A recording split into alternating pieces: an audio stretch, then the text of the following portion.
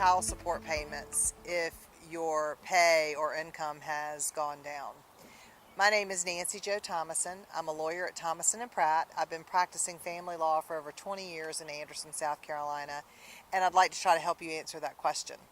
The most important piece of information that you need to know if you're paying child support and you've had any change whatsoever is you need to talk to a lawyer pretty quickly about that. It is somewhat counterintuitive to think that your pay's gone down, so now you're going to have to come up with a lot of money to pay a lawyer to get your child support changed so that you can afford to pay your child support. But you really need to move on this quickly, because until you bring this issue before a family court judge or before the family court, you're not entitled to any relief. So if you wait 5 or 6 or 8 or 10 months or even a year, you're probably not going to be able to go back and ask for a decrease back to the time that your pay initially went down.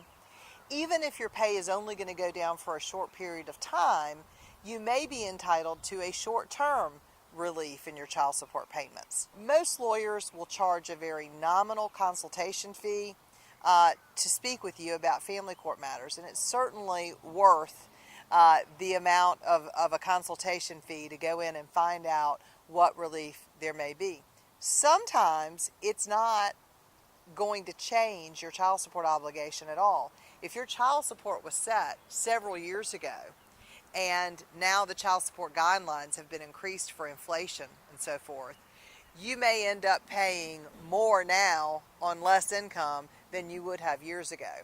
So it's very important that you talk to someone who understands the child support guidelines in South Carolina, which is how child support is calculated, and make sure that you know what you're doing before you go rushing into court. I've seen gentlemen who filed these actions on their own, and sometimes ladies, but most of the time it's men. I've seen them file these actions on their own, and it ends up they're in court and their child support goes up instead of going down because they didn't understand all of the factors that go into calculating child support. So if you think there's a reason that your child support should change, it is certainly a good idea to get in to see a lawyer and find out how that works.